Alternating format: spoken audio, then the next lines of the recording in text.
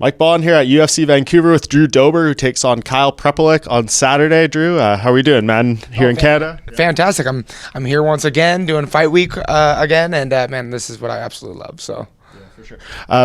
What did you think when they brought you this matchup? A guy who's been had a couple stints in the UFC, still looking for his first big moment, first big win. I'm unfortunate on a 3-fight losing streak. So this is an opportunity for me to show what I'm capable of still. And I'm getting older in my age, but man, I still super talented, feeling like a killer. And so Kyle gets to unfortunately be presented this. Yeah, still looking good as ever, Drew. What do you make of when you think back at the past 3 fights? Like, can you disassociate the streak going into this one, or does it feel like some of that the pressure is applied on this fight? Actually, the pressure was taken off. I think what resulted in the 3-fight losing streak was the extra added pressure I put on myself to perform and to prove that I'm a champion. So I kind of deviated from enjoying the moments, and I had a large expectation on how I should perform. And now each particular opponent, gave me problems, and they're all talented in themselves. Sure. But now I'm just back to just enjoying it again, and Kyle gets to be my dance partner, and this is gonna be so much fun. Was there something you had to do to get into that mindset, whether it was like a change in training scenery or just mental stuff? How'd you get there?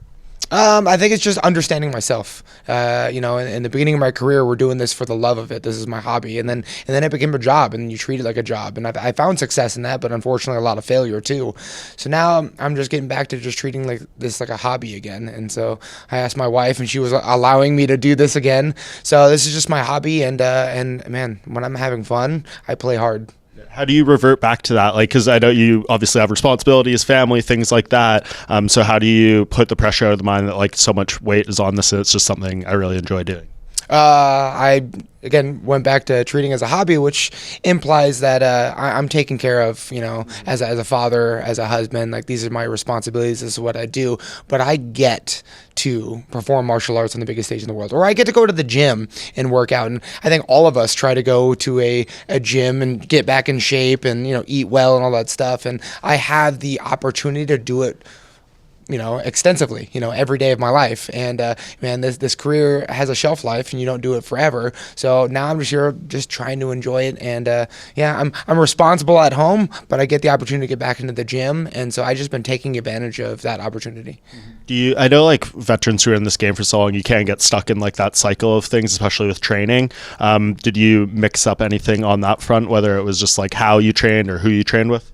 Yeah, this one was we try to bring back creativity. We threw away the old schedule. Let's make it free and again and enjoying kind of different partners, different gyms, different environments, and and pushing myself in unique ways.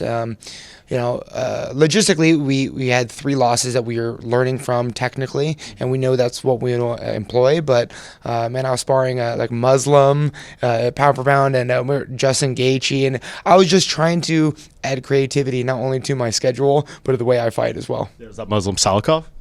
Absolutely. Yeah, so are you the king of Kung Fu now? Oh, he's teaching me. I mean, more so being shown with bruises, but man, he's just so talented. It's impressive. But being able to learn from him and just learning from all these guys, I got out of that rut. I got out of the job, and now I'm actually doing this as a hobby.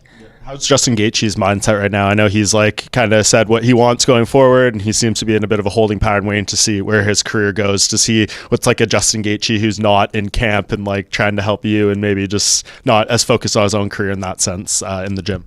I think Justin Gaethje embodies what I'm saying. I mean, he lives completely free and creative as well. And so he was one of the guys that I looked, to. It was we've trained together for so long. What is he doing different than me?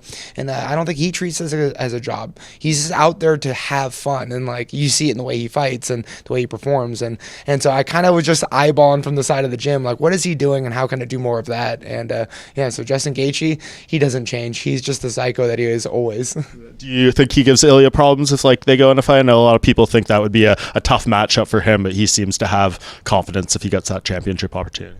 Yeah, I think it's tough for both guys. I mean, we've seen Poirier just with that unrelenting confidence and that punching power in the grappling game.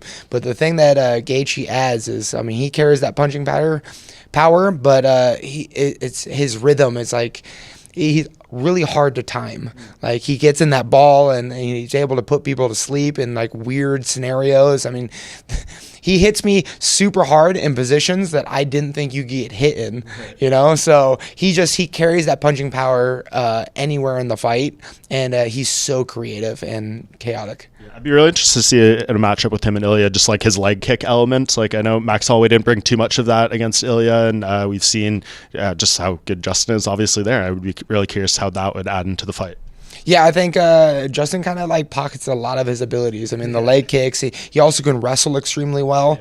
And so I think, going into that fight, it being another title fight, like being a different Justin Gaethje this time, and I know like he's capable of it, and so he's going to give some problems to Poirier because you can't plan what Gaethje is going to bring to the table.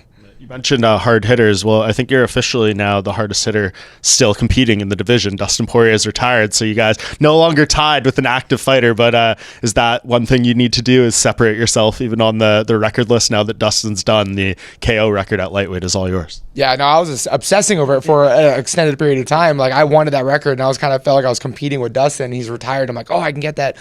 But no, actually, I stopped thinking about it. And it's my knockouts come from not thinking about it, and I was just performing, right? And when I started being strict and having that expectation of knocking people out, it just wasn't happening. So I went back to I've been wrestling, I've been doing jiu-jitsu, I've been trying to find arm bars, and the punching power still exists, but I'm not obsessing over it now. That's usually when it happens. Yeah, right. I'm equally as surprised as everyone else. When you look at Kyle, though, like, do you feel like there is that opening? Not trying to pigeonhole yourself into one result, but like, if you compare the styles, the guys you face, does he feel like someone you have a pretty good chance of knocking out? I mean, I think we're going to be doing a Muay Thai fight in 4-ounce gloves. I mean, it's going to be a lot of fun, and he's super talented, but he does get hit a lot, and so do I. I think the UFC puts people together to have like fight of the nights, and this is going to be one of them. But yeah, we're going to find out really quick who punches harder, and yeah, I might also dabble into a little bit of clinch or wrestling game too. And when you think ahead of where this fight could take you, obviously just wanting to get back on track and look ahead to like a good next year, is that kind of the goal here, is just close out the year strong and then start the rebuild on a winning streak next year? Yeah, I think we're doing a lot of like building the self-awareness and learning a lot about myself, and so this fight just shows that growth, or it's going to show that growth. And I don't want to make any decisions after this fight until the fight's over, and then I'm back in that proving ground. I'm the fourth fight of the night, in Vancouver, and it's just I'm back to being a regional pro or proving myself again. And so I've dismissed all the expectations and all that knockout record and stuff, and now I'm just trying to get out there, have fun, prove myself again, and then take each fight at a time. Is all of that, like, to leave happy on Sunday, is it all result dependent? Like, does it have to be on the win, or is there obviously, like, not saying if you lose, but if you check a certain amount of boxes with your performance, like, can you leave happy in that regard too?